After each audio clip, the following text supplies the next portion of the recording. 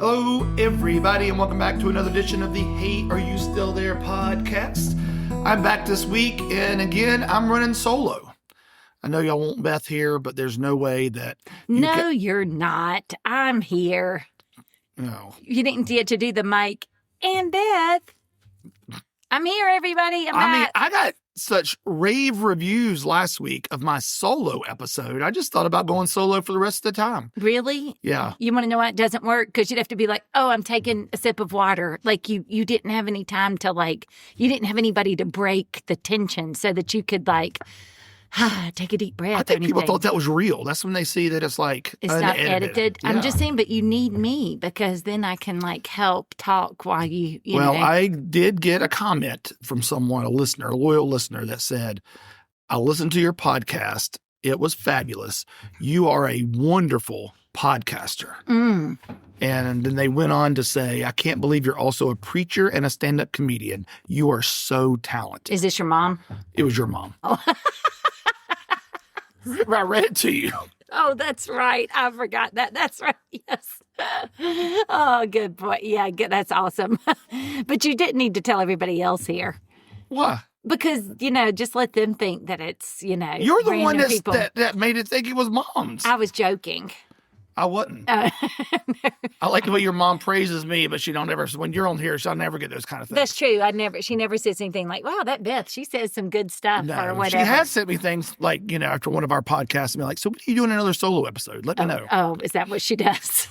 Yeah. Good to know. Okay. Speaking of stand-up comedy, I feel like every week now I have a big announcement. First, let me rewind. I did open mic for the first time. Yes. This past week. They had open mic at the Idiot Box Thursday night. Mm-hmm. I've never done an open mic in my life. I've never even been to an open mic in my life. Right. I was feeling so confident after this. As people would know if they listened to that podcast that you did solo, because I listened to it and I could tell. But I already knew the outcome. So it was interesting hearing your confidence going in versus knowing the reality of what happened. Well, let's just spoil it for everybody. Sorry, keep going. So I was feeling pretty confident. I got a lot of laughs. The teacher was very complimentary. I feel like I had good stuff. Mm-hmm. So I was like, you know what? I'm going to go to open mic and work on some new material because I'd read online. That's all open mic is. It's just, you're not there to get laughs. You're there just to work on material. Yeah. So my original set was a little over 6 minutes. I knew I needed to get down to 5, especially for this competition that I'm in. So I had 3 sections of comedy that made up the 6 minutes. I took out one of those sections and added about another minute to a minute and a half of something new.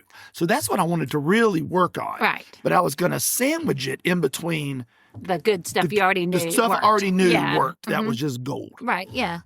So we get there. By the time open mic starts, there's 25 people there. Mm-hmm. By the end of the night, 20 of the 25 had gotten up to do open mic. So That's literally a lot of people. They're all there. 80% of the people are just there. Yeah, no one's there to just no one's like me, just oh, I don't have anything to do tonight. I think I'm going to go. Let me hear some good mic. comedy. Yeah, yeah. Well, and by the end of it, I can see why there's no good comedy. It's your practice session. That's what you just said. Maybe you're expecting too much. Maybe. But so it's 25 people. 20 of them got up to do open mic. Out of the 25, 22 of them were dudes. So only 3 chicks. And I'm going to guess out of the 25, maybe 5 were married. Mm-hmm. And there was a couple of guys that were older than me, but everybody else was young. And why does that matter? Because that is not my demographic. Yeah, that's what I was going to say. Because these married jokes aren't going to land on the young single guy or whatever. I need middle-aged married folk. Yep. That's what I need. Yep. Or have been married. I need people who can relate to the stuff, to my humor, what I have. Yeah. That was not my demographic. So I'm 4th out of the 20 to go. Yeah. And no one's really getting a lot of laughs. Mm-hmm. So, and to be fair, the stuff wasn't that great. Yeah. And I was like, oh, I'll get up there. I'm going to kill this. Mm-hmm. I can't believe you didn't hear the bomb explosion from our house. It's 35 minutes away in Greensboro. I was like, golly, I just shook the house with that explosion. I'm talking bombed. Uh-huh. No one booed me, but I could probably count the number of chuckles on one hand. So if somebody's like, hey, well, it could have been worse, then the worst would be you got booed off the stage and people threw Rotten Tomatoes, like kind of thing. That would be the only worst. And there were a couple of guys that went that, I don't want to say, they didn't get booed, but you could tell the audience was like, you've got to go. You know, and even Jenny, the owner, was like, come on, you get off the stage. Your time's up. Like But I did my whole set, the set that killed the other night. I did. Oh, and because there were so many, right before we start, she tells everybody, all right, you don't have 5 minutes. You only got 4 minutes tonight. So I'm like, well, I'll just ditch my new stuff and just do the 2 things that are tried and true that I know by heart and I know get laughs. And they did. I knew it by heart. It did not get any laughs. They all looked at me like I had 3 heads. And I was like they didn't have a clue. Oh, no, they didn't have a clue. They were just, I was speaking into a void. It's like you could have plopped me down in the middle of North Korea and they would have gotten more out of my comedy than they did, these people. Like, it's just, they were different lives. You know, like just totally different lifestyles. So you know what's crazy? So I was in the car some today, and I had a lot of time to think. And your experience actually spurred me to think about some other things that totally relate to that as it relates to the Bible and Christianity, artificial intelligence, all of those things. Your comedy experience. I can't wait to get into that. And we're going to save that stuff then. This is the first time hearing about this. Yes. But it's all connected. I mean, just hearing you talk about this, it like made me think about so many things. Yeah. So, of course, I'm feeling like I can't do comedy ever again. Right. And I related it to, there was an episode on The Office, and this would have been season 8 after Steve Carell had left. And Andy is now in charge of The Office, and he's wanting to raise some money for something. So he takes the whole office to a trivia night. Do you remember this? Oh, I remember. Yeah. And they all split up on the different teams. Because we talked about this episode when our family did trivia. Yeah. Yes. So they all split up on different teams, and Andy makes the teams, and he makes one of the teams the dumbest people in the office. Like it's like Meredith and Kevin and Kelly and Aaron. Because that's what we were afraid we were going to be at the bird trivia. Everybody except for Jacob and Josh, but like the rest of us were like, I hope they got something else. Yeah. Well, then they end up winning it. Yeah. Like the dumb table of the office wins the trivia. Because they've got all this other useless information. Well, then that episode ends when it comes back. You know, they always come back with about a 1-minute clip. Yeah. Of the 4 of them at another trivia night trying to win. And they're missing every question. They finished dead last. That's what I felt like. Because there was this aligning of the stars, you know, and they won. And I was like, I sat back there. I had 2 thoughts. That was one of them is I'm not nearly as funny as I thought I was. Like, it was a fluke. You know, exactly what Kevin describes in The Office. Yeah. And a fluke. And I was like, it was just a fluke that night. Like, it was just lightning in a bottle. I'm not funny. The second thing I thought about was a previous church I worked at had a contemporary service and a traditional service. I always preached a contemporary service, and the other pastor preached the traditional service. The contemporary service was at 9 a.m., traditional at 11. At the 9 a.m. service, I was just me. I'm just how I preach. I'm preaching, telling stories. I got some jokes in there. It kills. Everybody's laughing. You know, I use humor every week to break the tension. Right. Like, you know, because laughter is universal. And 99% of the time, I'm making fun of myself. You know, it's never at anybody else's expense. It's always pretty much me, a lot of just making fun of myself and so on. So it would kill. And there'd be some weeks when the other pastor wouldn't be there. He was on vacation or something. So he'd say, hey, can you do both services? Absolutely. So I preached at 9 o'clock, kill it. I'd get up at 11, tell the exact same sermon, and it was crickets. Right. Like they all would stare at me, again, just like I had 3 heads. Yeah. The jokes fell flat. No one chuckled. No one even smiled. They all stared at me like I was an alien from Mars. Yeah. And that's how I felt, again, sitting in the back of the room after my set. I'm like, I'm not funny, and this crowd don't get me. Yeah. You know? So I don't want to say I was down on myself, but it was very like odd. Yeah. And so much so that I messaged Jenny, the owner, the next day, and I'm like, obviously I've never been in one of these. Was that pretty indicative of what they're like? And even she was like, no. She was like, they were very quiet. Yeah. And she said a lot of them were working on new material, which is fine. It's just not fun. Right. You know? Yeah. And so I was like, all right. But all that to say, I will never go do another open mic. Oh. Like anywhere. Like it's just not worth it. Like it's just, unless there's some other type of built-in audience. Like I don't think I can do one in a comedy club. Like if it's just like an open mic at a restaurant where you got people who are going to be there anyway, and the open mic just kind of serves as background noise, that I might do. I ain't ever going to another comedy club again and do an open mic because that's just not who's going to find my stuff amusing. Well, it's also hard because it comes back to like what we talked about like writing a book or doing a talk or doing a sermon or doing any of this stuff. When you put yourself out there, it's really hard because when you create something, even if it's comedy, it's funny, you put work into it. You put a lot of effort into developing that. It's something you birthed and created.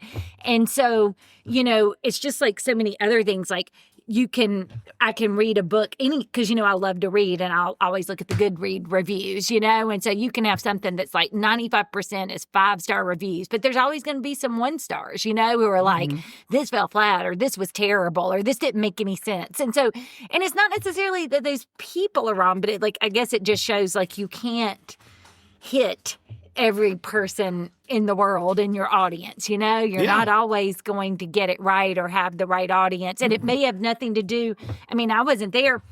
You may have performed even better than you did the other time, you know? But it wasn't about that. It was that, like, your content didn't connect with those folks. I think had I not been a preacher for 30 years, it would have shook me. Mm-hmm. And I might have even just wrapped it up and got off stage.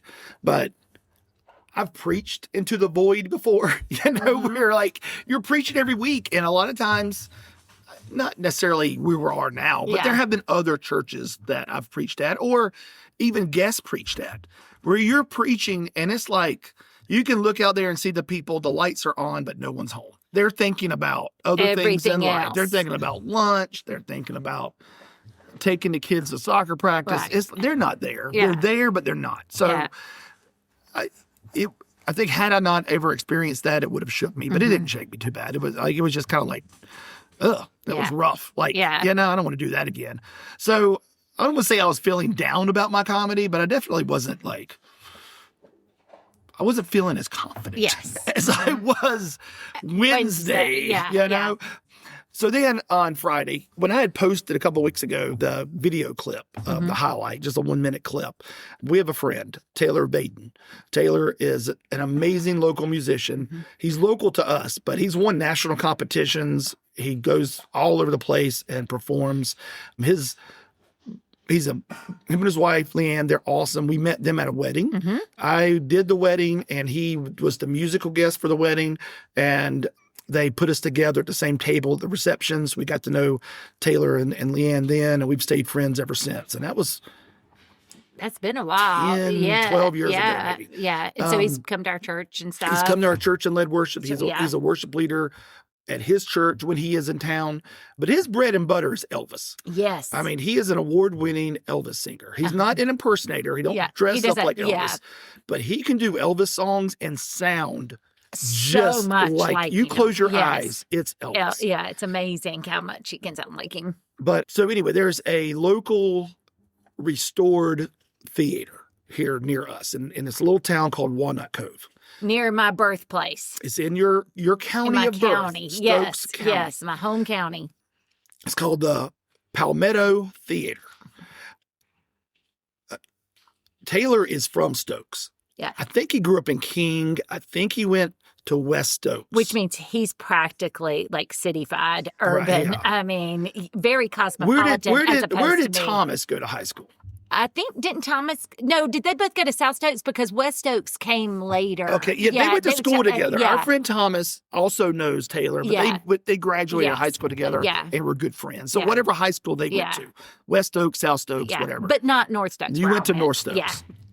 So he is beloved around Stokes County. Yeah. Like when he comes home, it's like the prodigal son returns. Yeah. So he will play occasionally at this Palmetto Theater and probably comes close to selling it out. I looked it up. The capacity, I think max capacity is like 350. I mean, it's a decent sized old-timey theater. And it's been around since the Stone Ages. Your mom told me that she used to go there when she was a little kid and watch movies. That your grandma, when she would go to the grocery store, would drop Shirley and her brother Ted off there and spend the day watching movies there. So it's been around a while. So they've like a lot of these theaters in these little historic small downtowns, it shut down, fell into ruin, and they spent a lot of money and time raising money, and now it's reopened, it's refreshed. I've heard it's amazing. They have groups there all the time, music groups and stuff. Which I've wanted to go to it because of that, because it is where I'm from, and it's only like that's only like 20 or 25 minutes from us, and we've talked about going before. Yeah. They just had an Eagles tribute band there a couple weeks ago, and I thought that was cool. I envision like that Liberty. I do too. Theater That's that what I I have been keep to. thinking about Liberty Theater when I'm thinking about it, because we've seen some concerts there and stuff, and that's what I think about. And it kind of has this old-timey feel, but very updated at the same time. Yeah, it does feel like you're stepping back in time. Yeah. So Taylor plays there 4 or 5 times a year, I'm guessing. And so when I put up that video clip the other day, Taylor commented on that video clip and said, "Oh man, I didn't know you did this kind of thing. We need to do a show together sometime." And you're like, "Yeah, we do." I wrote, "Yeah, let's make it happen." Yeah. You know? And so Taylor and I spoke on Friday. Thursday, bombed that night. Friday, You've given up comedy I'm giving forever. up comedy. You've retired after one good show and one bad one. Yeah. Friday, God throws me a bone. Taylor texts me and says, "What are you doing April the 4th?" And I looked at my calendar. It's a Saturday right before Easter. Yeah. I was like, "I don't have anything planned." He's like, "I'm playing at the Palmetto. Why don't you come open up for me?" And so that's what I'm going to do now. I'm going to get this will be, I would call it my public debut, Yes, right? Because I didn't tell anybody I was doing open mic. Yeah. And it's not really a place you want to debut, but this is like big time. Like there's going to be a crowd. It's at a legit theater. And so I was like, man, I'm honored. And he said, "Can you do 10 to 15 minutes? Oh, you got it. You may have to do some open mics, but not among the comics, but you may have to go practice some material. Well, I think I've got some. I mean, I've got the 6 minutes or so that I did at the other place.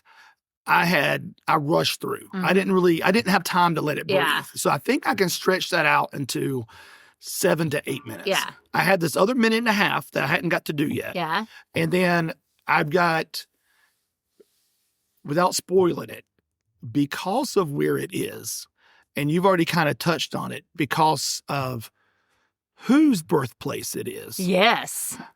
I've got a whole new opening set that is going to that's going to bring down the house. You know what? And I just expect royalties. Let me just say that, I didn't feel say like, it was you. I'm just saying, I just feel like somebody should write a song like that song, "You're the Inspiration." That's me.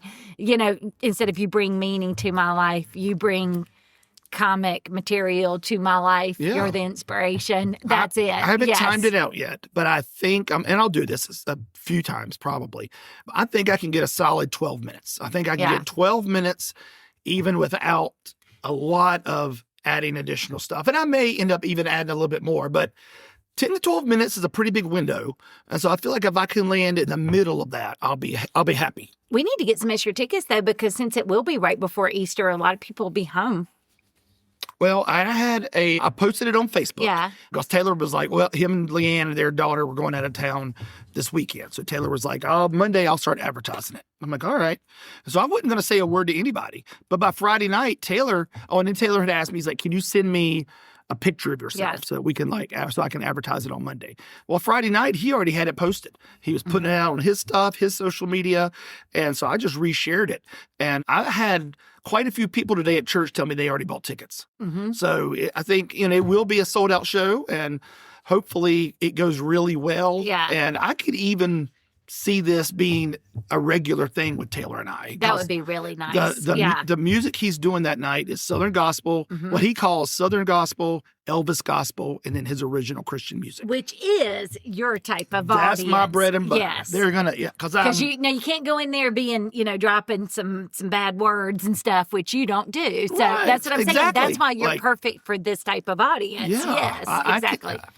I'm the 50-year-old corny Christian dad husband. Yeah. And I can tell jokes or stories. Stories, and yes. I think I can get people Well, yeah, laughing. and don't say, I don't think your stuff's corny. I think that's the other thing. So don't even, I think, and that's the thing the kids talked about. You don't just have corny jokes. You have stories that evolve into funny material. Yeah. Timu Nate Bargatze. How's that? Well, I guess that could. I don't know. What's wrong with that? The Nate part or the Timu part? The Timu. I mean, you're better than that. I don't know. We'll see. But anyway, so yes. April the 4th, Palmetto Theater. Yes. The link will be on here. If anybody wants to go to the show, it starts at 7:00 that night. Again, I'll be opening, and then Taylor will be doing his concert. So, I don't know. I guess Live, Laugh, Sing. Could we call it that? The Live, Laugh, Sing tour. And then we'll make pillows with that on it, and blankets and wall hangings. Yes, definitely. So I'm looking forward to that. So that's kind of my big comedic news. Is exciting stuff. Yeah, I'm very excited about that. I'm pumped. Like, I'm really honored Taylor asked me. Yeah. And I think the crowd is going to be exactly what I need. And I told you, if I bomb that night, then I am just going to give up. You will have to retire. Because there's no other group of people I'm going to have collected in one space that I can make laugh that would like that humor. Yeah. And so if there's crickets that night, you're in trouble. I hope I don't tank for Taylor. Yeah. Yeah. Like, yeah. I don't think you will. But I did have several people at church that they'd be like, I already bought tickets. And some people were asking, should I go ahead and buy them? Will it sell out? I think it'll come close. I'm just like, I'd get them over not getting them. Like if you think you're going to come. Just like my women's retreat's on the verge of sellout. People better hear this and go get I plugged it like tickets. crazy today at church. So I was just like, women, y'all got to be there. Yeah. Like, if you know. But no, I do think, I'm being sarcastic about that. We got plenty of room. We won't sell out. But I do think there would be potential just because of how much Taylor's loved. And then also you've got people that'll be coming. And with it being an Easter weekend when families are home and stuff, that Saturday night, I think it could sell out. Yeah. Yeah. So even if Taylor saw a slight ticket boost after he added me to the flyer, then maybe Taylor would be like, oh, he may not be good, but he can bring some more eyeballs. That's right. The answer to every He's question serving a purpose here. is money. Yes. And so it's like, oh, Mike can sell some tickets. Yeah. We'll bring him back. Yeah, exactly. So, So that's kind of my big comedy news. It's exciting. Yeah. And you did something, I think, for the first time this whole year. You hadn't done this yet. It took you 3 months to do this. You went to the movie theater. My goodness, yes. You hadn't been to a movie. I haven't been to a movie. I don't think either one of us has been to a theater this year. No. You went the other night and saw a movie. And I didn't just go, well, I haven't been to the movies in so long. Maria pre-bought the tickets. And I looked at the credit card and I was like, $50? Man, the movies have gone up in price. Well, it was in IMAX. And so it's still expensive. That was a lot more. But that'll tell you, it's been a while since I've been to the movies. So I feel like $25 a ticket. Yeah, it's pricey. You can come see me and Taylor for $20. Yeah, what a bargain. I mean, and that's live entertainment. Yes. Come watch me crash and burn. But, it's like live so entertainment. you paid more to see a movie than people are going to pay to see Taylor and I. Yes. But yes, so I went to the movies. Maria and I did. That was the day that we had the tornado warnings and everything. We went that night. I mean, I was honestly worried because we had those tornado warnings and then it looked like the weather calmed down and then it picked back up and I was like, are we even going to be able to go? But we made it there and we saw Project Hail Mary. Project Hail Mary starring Ryan Gosling. Yes. And here's why I'm excited about this. A few years ago, I read that book. This is not my typical genre of books because parts of it take place in outer space. But a lot of times I don't like space science fiction because they turn into what people call like the space operas or space odysseys. They end up being very long and elaborate and drawn out and story driven, but it doesn't appeal to me. And sometimes I even get confused because like with the things they have to incorporate to have space travel and everything, it's too much to think about. But this book was phenomenal. Well, the fact that they were in outer space already lets us know it's science fiction. Right. But because space doesn't exist. Like, right. Oh, of you know what course. I'm Sorry. saying? How could I forget that? Yes. But none of us have ever been to the moon. But in this, well, they didn't go to the moon, lucky for you. But the book was great, and I loved the book. So, Maria, I'm such a reader. Like on Goodreads, I have like 1,200 and something books I've read, and I have 800 books on my to-read list, which means I'm hoping to read these other 800. I read all the time. So you have over 1,200 books that you've marked on Goodreads that you've read. Yes. Does this include kids' books?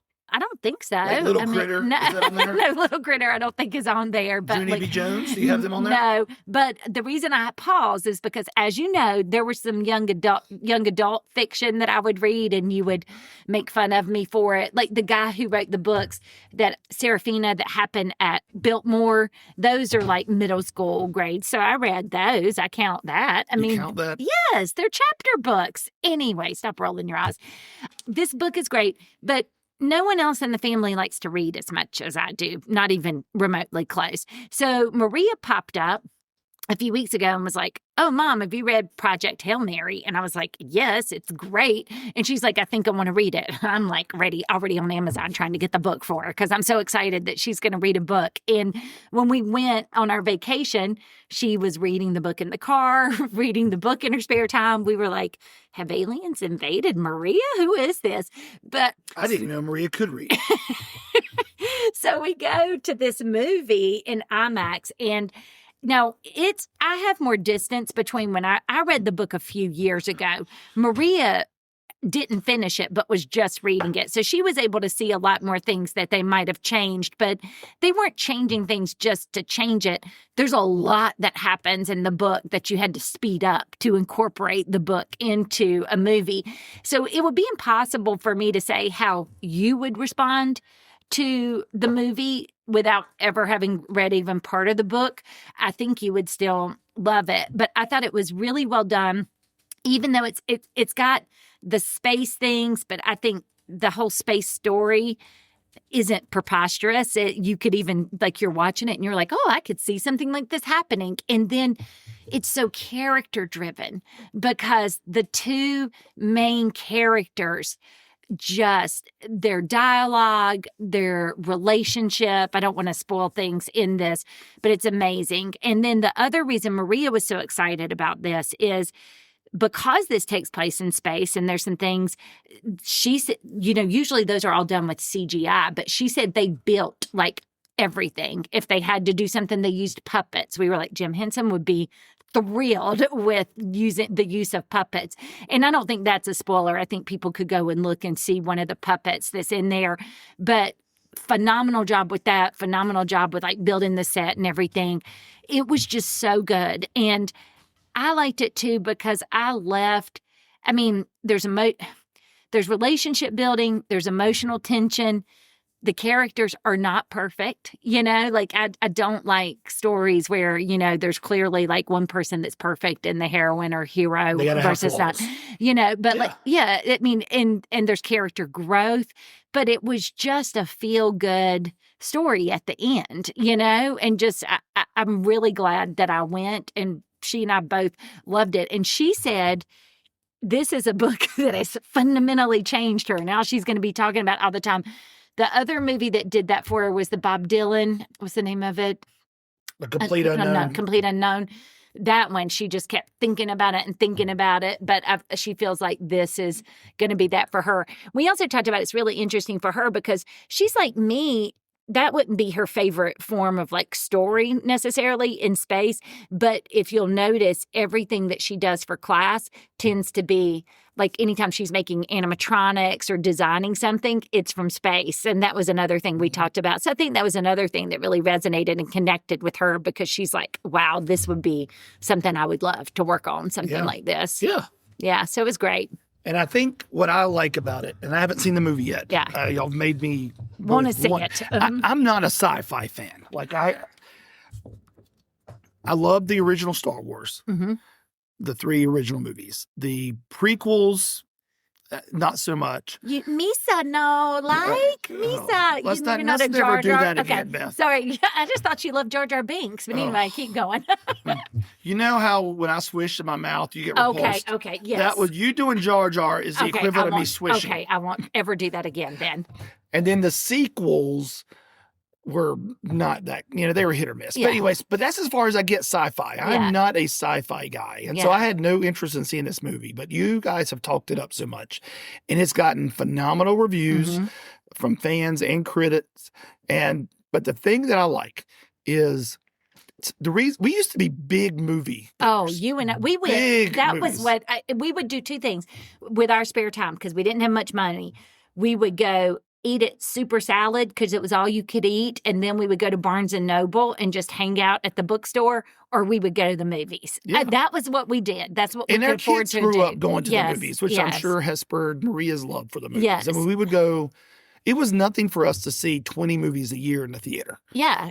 Because we would go see, like, I remember even on vacation, what's the Emotion movie? Oh, Inside Out. Inside Out. I remember if seeing we were that on vacation, if a movie came out, we'd go see it. Yeah, and checking out different theaters. That was the first theater we went to where they'd serve some food or something at it. Yeah. But anyway, yeah. But I bet I haven't seen 20 movies in the theater since COVID. Right. And it has nothing to do with COVID. Like, it has everything to do with, I feel like movies nowadays are bland. Yeah. And it's just recycled garbage. It's the same stories being retold.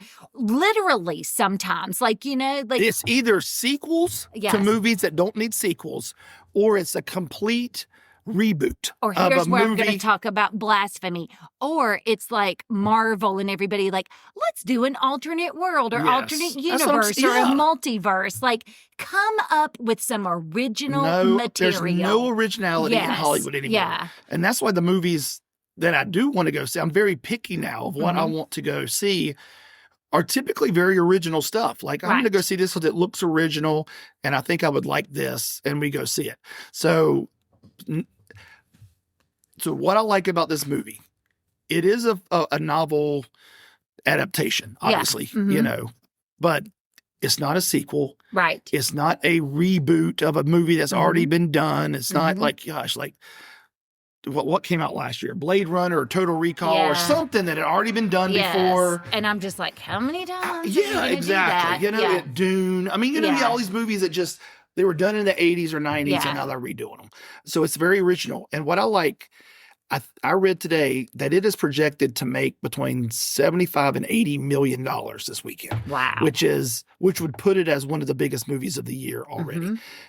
To me, that should be like a wake-up call to Hollywood. Like, do some original stuff. Yes. It's not that people don't want to go to the movies because of streaming. That's what they claim. Everybody just wants to sit at home on their couch and watch streaming now. No, streaming has more original stuff. Like, sit at home and watch a Netflix or a Peacock original streamed movie or TV show. We want originality. We don't want just recycled garbage, which is what they're putting into theater. So I hope that this wakes up Hollywood to show, we can actually do family, because it's a PG, isn't it? PG-13. I mean, it's just, we can do a movie like this. It's very clean. Yes. And make a lot of money and make a lot of people happy. It's very clean, but it's very entertaining. Yeah. And I think the other thing is so interesting. Kind of like my comedy. Exactly. But it's kind of like you were saying too about the stuff. I was just thinking back, like the movies even that I watched on TV. I did watch Frankenstein, which was very well done, this newest adaptation, because it's by the guy who did Pan's Labyrinth. And I thought but Pan's Labyrinth was so original. Frankenstein, and I know Maria loves the monster movies, so she, I've watched some of those, just based on talking about them with her and then wanting to watch them. But again, not an original concept. How many times could you go back and then compare it to the others? But I think back, like, to some of those movies, I remember they stick with me, fragments. There was the movie about the guy who collected dirt wherever he was, and he had the baggies labeled with dirt, but then he ends up, I think, in the Soviet Union. Elijah Wood, I think, played him. Like, there's just these movies that were quirky. The Grand Budapest Hotel, I remember watching. Yeah, the Wes Anderson films are always very were so fun unique. and out there. Yeah. Like I said, the Pan's Labyrinth, when I saw that. Like, there was some quality, or we even talked about with Maria, Blair Witch. Mm-hmm. You know, when that came out, just like, what is happening? Because I asked her in film school, did they reference that? Did they talk about that? So, you know, just the things that were different and were original and kind of blew your mind. But even with Blair Witch, as original as it was, and it was, we were talking about it. We think probably from cost of production to money made is probably the #1 movie of all time. Yeah, because it was so cheap. It was made so cheaply, and then it made like $250 million. Right. How many lost footage, handheld stuff came out of that? Right, you know, exactly. To the point people doing this. that everyone got tired of seeing. Yes. But it took an original movie to spur that on. Right. And so I think that's the thing is, like you said, the originality, the creativity, but, you know, also, I think, too, it's probably not, I think you see this now in books and things, too. Like, you know, we talked about the dragon books. My book club would read. Well, the next thing you know, it's like, well, if you like this dragon book, read this dragon book, or this dragon book, or this dragon book. It's like everybody's just on the coattails of that other person. And that's not necessarily, I mean, sometimes I do read that next one, but it never quite, you know, lives up to the first one, because the first one had something special because it was so different. And I think that's what I was going to say with that. I feel like part of this is not like necessarily the writers, and I would say this would be for the writers of the books or the movies. It's the publishing industry. It's the producers. People won't take a chance on original material. They'd rather just pump out the same mindless drivel. What is Disney doing now? They're just taking all their cartoons, animated stuff, and making them live action. I know. And they're all crap. Yeah. And even some of the new stuff they tried to come up with was not very good. Because again, it's not, they haven't had something really original in a while, I feel like, which is disappointing, really disappointing. And it's the same in comic books. Like, the thing that drives me crazy is they can't come up with original superheroes anymore. Right. So their idea of an original superhero is to make every male superhero now a female version. Right. So there's female Thor, there's female Deadpool, there's female, and it all started, I mean, go all the way back to like She-Hulk and things like that. And even with Maria, or they make them young. Remember that lady, that girl she was obsessed with, who basically sounded like she was kind of like a Captain America, but a teenage version. It was like Captain Marvel. No. Miss Marvel. No, there's a Miss Marvel and a Captain Marvel. Yeah, anyway, Kamala Khan, Miss Marvel. Yeah. Yeah, anyway, but like, to your point. And so it's like, I'm all for female characters in comic books. But let them Why be original? dumb them down and say they can't be their own person? Yeah, why do you have to have She-Hulk? Why can't you just stick Wonder Woman? I mean, my favorite. Loved her. I mean, back in the day, you pretty much just had She-Hulk and Spider-Woman. Those were like the two. Yeah. And even I'm like, really? Like, you couldn't have come up. But now, you can't name a male superhero that there's not a female version of it. But even your favorite Spider-Man, it's really disappointing and confusing for me, because there's Spider-Gwen, and there's Amazing Spider-Man, and there's whatever Spider-Man, and there's this Spider-Man, and then there's like that alien that took over the Spider-Man and the Venom. You know, yes, well, Venom's at least somewhat. No, but there's a Venom version, not Venom itself, but then there's another. There's Venom versions of every superhero. Yeah, that's what I mean. Not Venomized. Yes, it's not Venom it's the Venom superhero thing that I'm saying. The other superheroes. So, I guess what we're saying is originality obviously still works. Yes. You know, like with this movie, what made you guys love it was original. It was a great story. You and Maria loved this movie. You highly recommend it, I guess. 2 thumbs up? Yes. And But what's crazy is what you're saying right now feeds into the other stuff that I said that you inspire me with your comedy. all right, well, You let's have hear. just fed my mind. Please I've not heard this. Tell me right now, Well, now that it's being recorded, how do I inspire you, Beth? This is going to be forever out there. well, okay. Tell me how I inspire you. Well, please. I want to hear this. This is a few different things. So, and I won't be able to articulate it because this is a newly formed idea that I'm noodling. Okay. And you know what this is like. You kind of get this moment and then you read something, then you read a little more and you keep noodling on it. So when you were talking to me about bombing and talking about the audience, I started thinking about how comedy may or may not transcend culture, because you had talked early on what they had said, even culturally, just even in our demographics in the United States, sometimes based on race or gender or whatever that might play to certain audiences.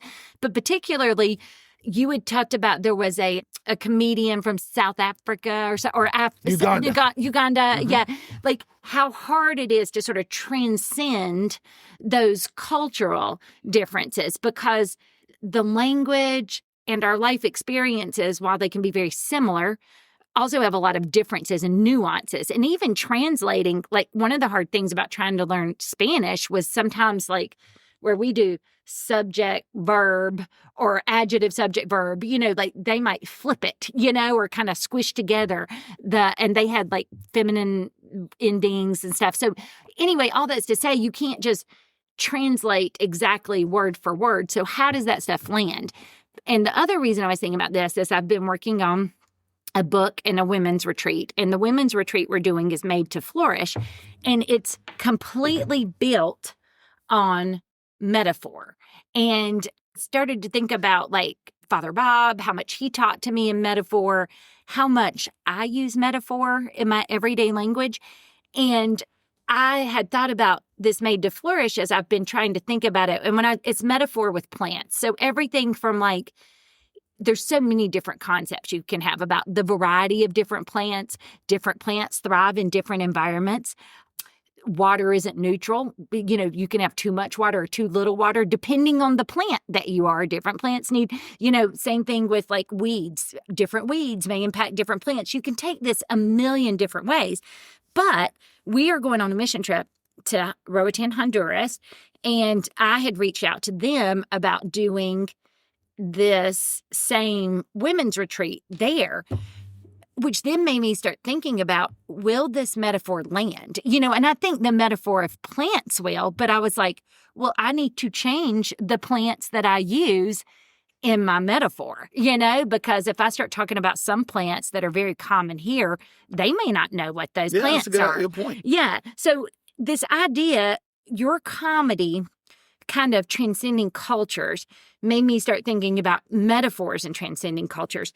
But the other thing this ties in with too is even reading the Bible. You and I are still doing the Bible recap, and I've been reading a lot of that. And I was thinking about just the ways that we in our faith have to try to understand God or understand these things that are such a mystery that we can't understand. And I don't know what made me start thinking about it, but I thought about how, at least my generation in the churches I grew up in, they were very tended towards the very logical, these are the rules, this is exactly what it says, to the point that people almost seemed afraid of metaphor or imagination or, and to the point that sometimes they might read things that in the Bible that probably were clearly intended to be a metaphor, but they read them as like being, not a metaphor. So then what does that do to you? So it made me just start thinking about how does that impact us today as Christians? Because you and I talked about it, like a lot of the metaphors in the Bible, okay, you're a shepherd. Well, we've got kind of an idea of what a shepherd does, but at that time when that metaphor was used, it would have connected so much more deeply because they might understand how smart or not smart sheep were, how sheep behave, what a shepherd does. So the metaphor could connect more deeply to them to help their understanding grow than it can with us. So anyway, I just wonder, so one of the things that made me wonder is like how many of our arguments or misunderstandings in our faith are because of this concept of metaphor. And maybe it's a good, like some metaphors transcend time. So in the Old Testament, at one point they had something, and I remember I read, I don't remember if it was in Numbers or which, but the concept of the scapegoat came.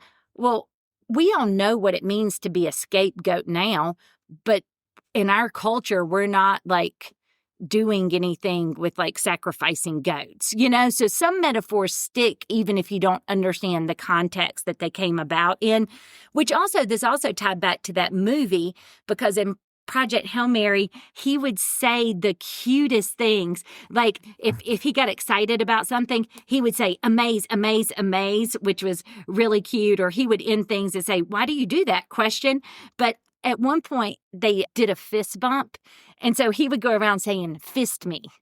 And so, again, it's one of those things that culturally we understand what a fist bump is, but this Rocky in this movie didn't. So I thought about that. But then that caused me to stumble upon this essay that C.S. Lewis wrote, and I can't even pronounce the name of it because they were actually two made-up words in it. It's like, I don't know how you would pronounce them, but if anybody wants to go look at it, but it's not as well known. This essay is not. It's like Bluspels and Flanenspheres. It's Bluspels and Flalansferes. So basically, I stumbled upon it, though, because Lewis has a statement there that says, reason is the natural organ of truth, but imagination is the organ of meaning. And it just made me start thinking about this need. And it's very, as some of Lewis's stuff is, it's a very dense essay. So if you read it, you're going to have to put some of your brain power into it. And I don't even know that I fully understand all of it. But kind of talking about this balance between, you know, we can be in this pursuit of truth through logic and reason to the exclusion of the imagination and the metaphor. But we may have all the knowledge in the world, but not have meaning. And I think that really hit me because with AI, you know, we've been talking a lot about at work, whether you believe what AI does to the environment and things like that, AI is invading the workplace and people are using it. And you can go and get all of this information from AI, all of this data dumped on you, but we don't know anymore as a society what the truth is, like the objective truth. None of us know that, which I think is making us search more for meaning. And if you kind of go with that quote that Lewis had, reason is the organ of truth, but imagination is the organ of meaning. And I started thinking about it, and I was like, AI can do all these things. And I think, I don't know if I want to use the word that AI can create, because some people would argue, and I don't know enough of the science about, or the computer science of how it works, but some people would argue AI is just stealing other people's creation and kind of putting it together. But regardless, AI is taking information and appearing to sometimes create new pictures or new words or what have you. But even if it can create, I don't think AI can or ever will have imagination. And I think that is the tension that we're living in right now. I think we may not have the words to express it, but I think just like you were saying with the movies, like you were saying with the comedy, we need stories and metaphor to understand the world that we're living in and to give us meaning.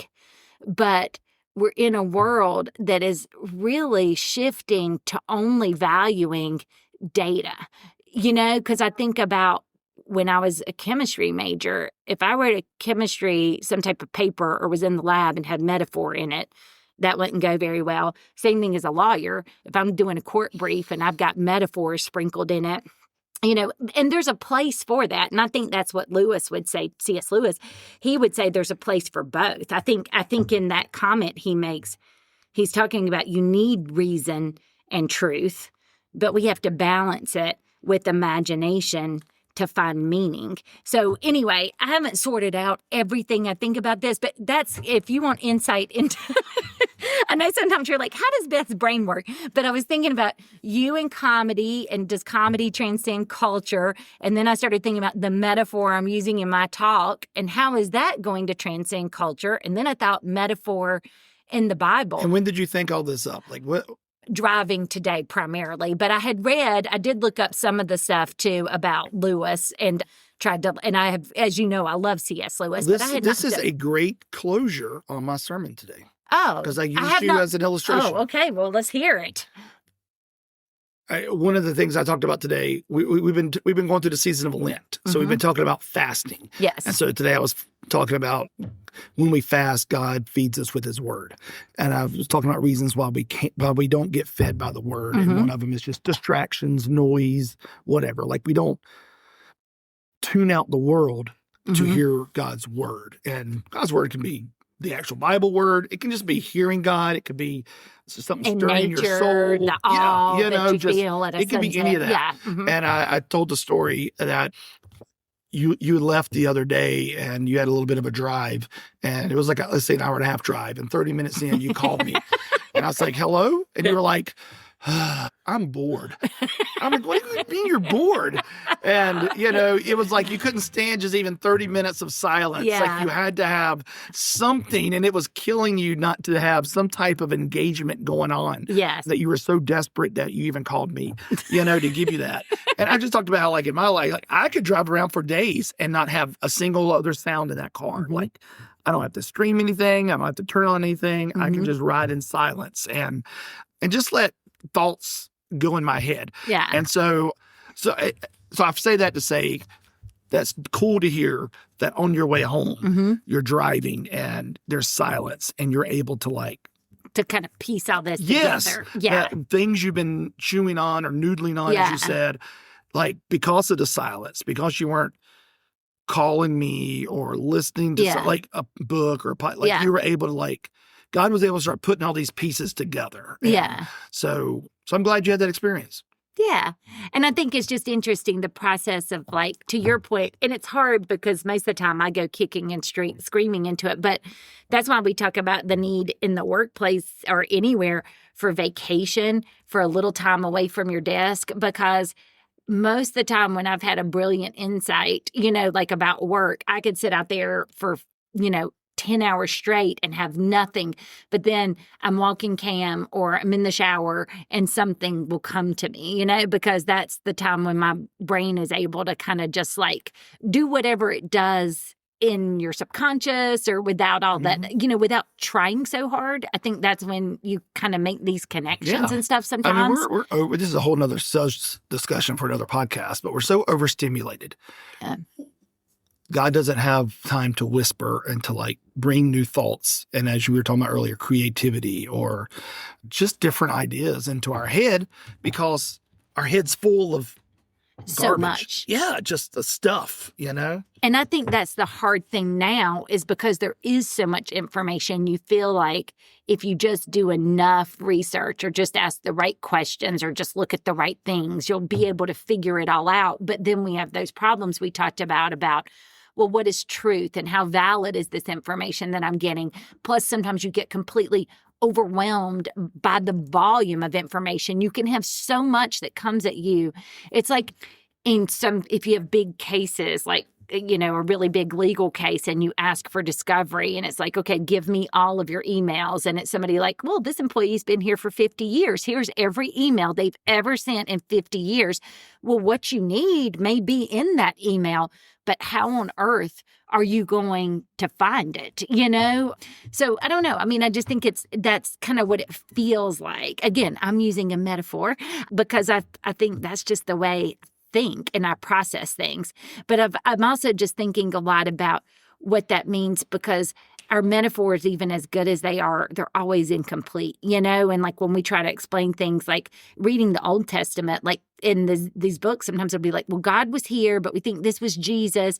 And, we'll be like, well, Jesus was God's son. That's the best we can do. But literally, it's not factually accurate. If they were all one together and have always been, then because son implies you came later, and so I don't know. I mean, but I think about that, like we can come up with the best metaphors that may help us have an aha moment, but they're still limited. And then what happens when we have people that don't understand that some of the things that they were reading were metaphors, particularly when the metaphors culturally are things that we don't understand, or we're trying to apply our cultural lens to that metaphor. We're going to misinterpret it sometimes. And so it's just made me wonder and think about like how many big fights or big problems or things or big disagreements are people having because, and maybe it's because there's so much mystery, you have to resort to metaphor because you can't explain unexplainable things without it. But again, a metaphor is not going to be perfect. It's going to be limited. Yeah. Yeah. So what I'm hearing is from now till Easter, you need to fast from having any noise in the car. That you're going to have no more calling I'm people. never driving again, man. No more calling people as soon as you get in the car. Yeah, I'm going to just have to get Josh to drive me everywhere so he can talk to me. Yeah, that's what I'm saying. There's going to be any noise. You've just got to sit in silence and just let God open your brain and quiet the chaos. There's a lot of chaos in my brain. And I think that's the other thing that's hard for me, though, is like trying to like take all those pieces because does your brain work that? I mean, I don't know. I don't know how anybody else, I only know how my brain works. But with my brain, it feels like I get lots of, here's X, here's Y, here's Z. Did you see the puzzle that I'm putting together? Yeah. The 1,000-piece puzzle. Yes. That's your brain. Yeah. My brain is, remember when our kids were like 2 and we'd get those puzzles that had it would just be like 6 basically puzzle pieces, giant puzzle pieces. Or it's even a fire truck and they have the fire truck on the back and you just have to put it in. You just put it in. Yes. That's my brain. Okay. So. Oh, I don't know that I believe that. That is. But anyway, yes. Yeah.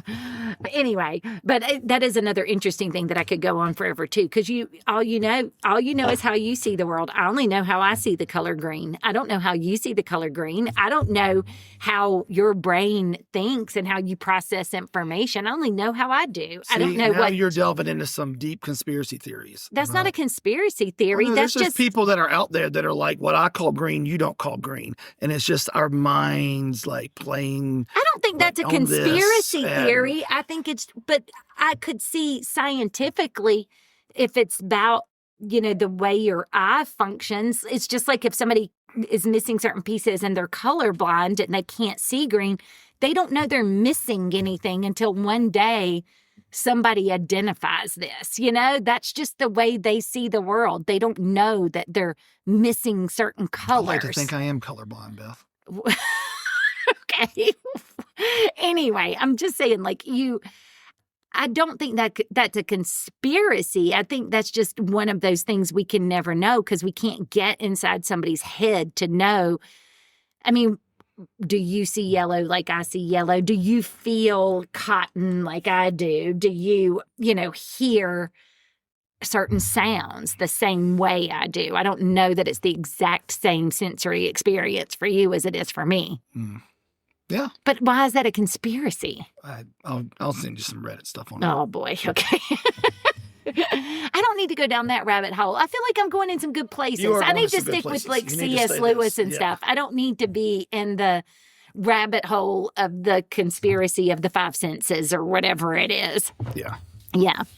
That we're all just, that somehow, and what keeps popping up now on my stuff is the world ended in 2006, or there was this break in the universe, that where timelines were merged, and that's the reason we have the Mandela effect, because Yes. that's from our old consciousness of a previous life that we lived on another timeline. And so that's where, I mean, it gets into all this metaphysical type weird stuff where you're talking about like things like Shredder's being a box. Like how can like the really cat be in the box but not be in the box? well, and all it's like it comes back to the Marvel Universe, multiverse, the yeah. multiverse. There's a multiverse, and our timelines we got off. everything Yeah. has been The timeline, what was it, Mrs. Manners or the timeline police or TSA timeline? I dressed up like them for Halloween, Loki. But anyway, they're not doing their jobs appropriately because we got off track somewhere. Yeah. Yeah.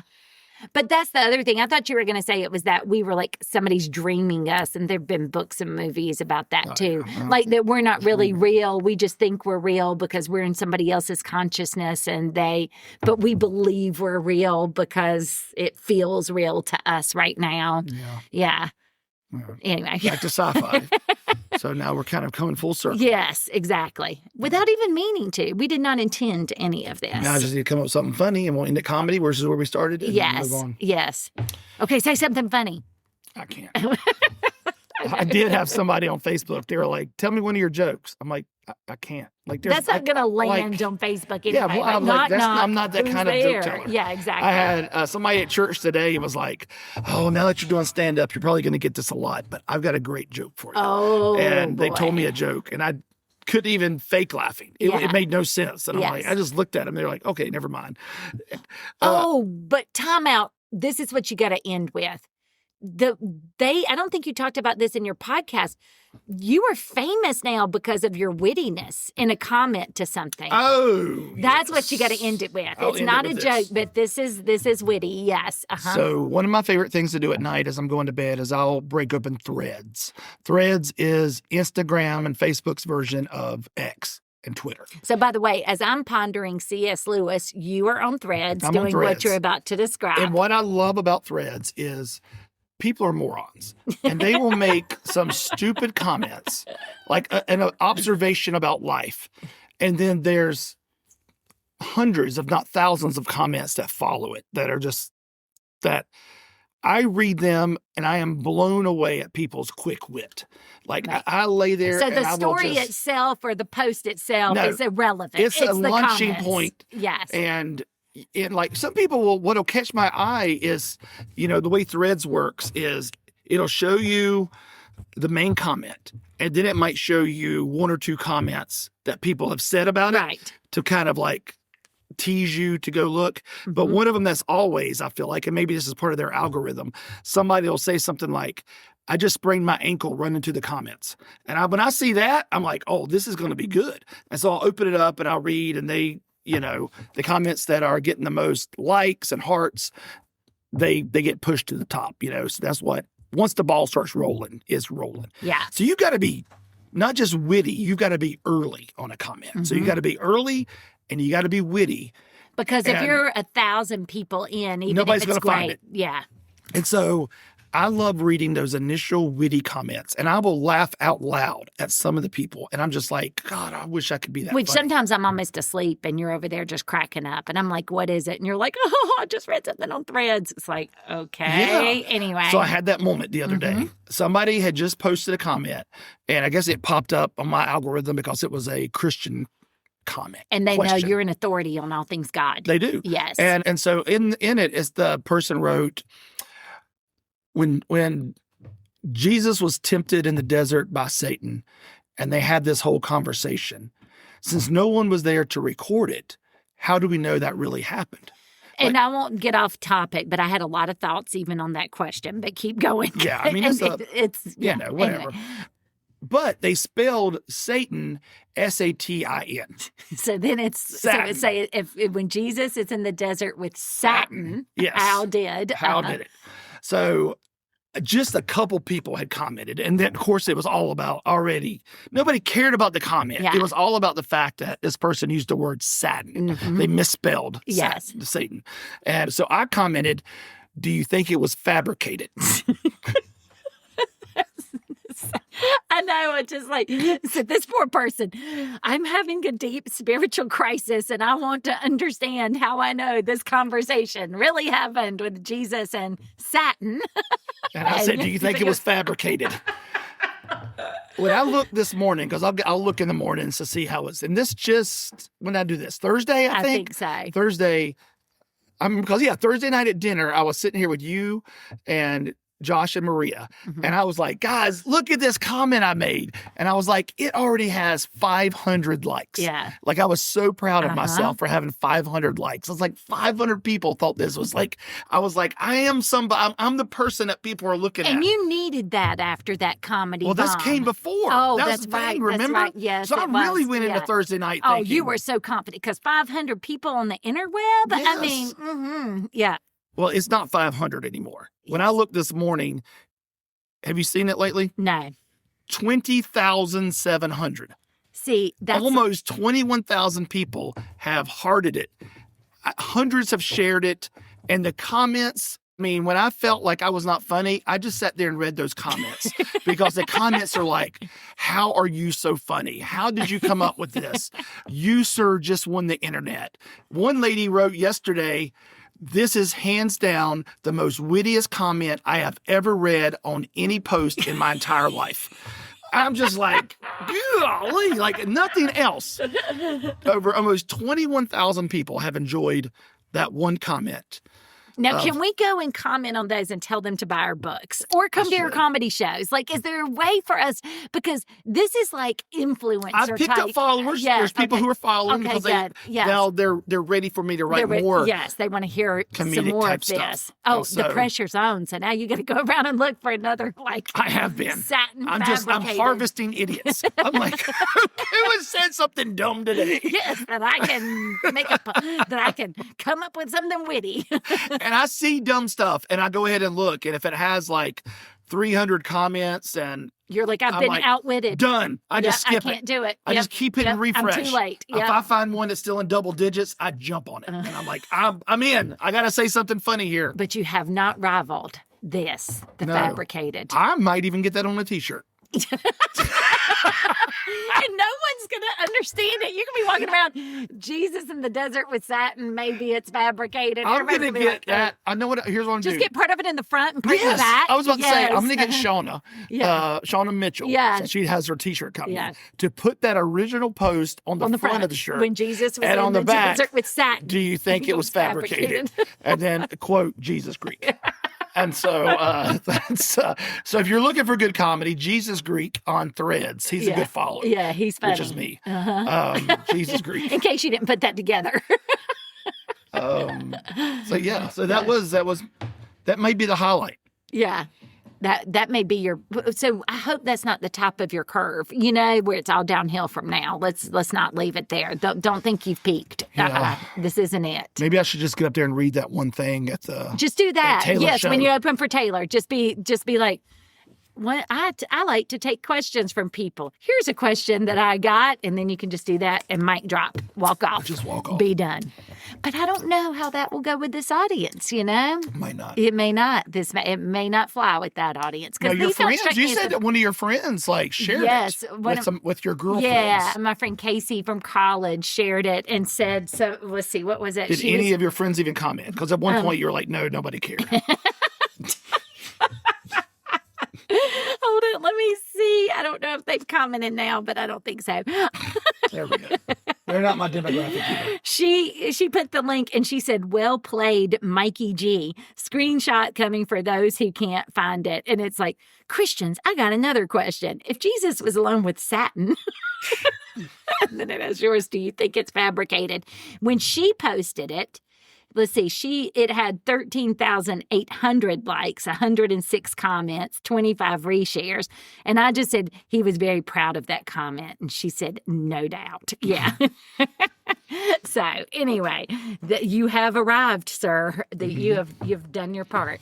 Yeah. And some people tried to piggyback on mine. So like, they made comments like other more fabric type comments, you know? Yeah. And I'm just like, just get your own joke. Yeah. Like, Are I they don't- there trying to talk about like, I don't know, lace or Yes. cashmere Yes. or They're wool? saying other Scratchy wool or something. puns. Like, yeah. And I'm like, just, No, just listen. yes. You can't.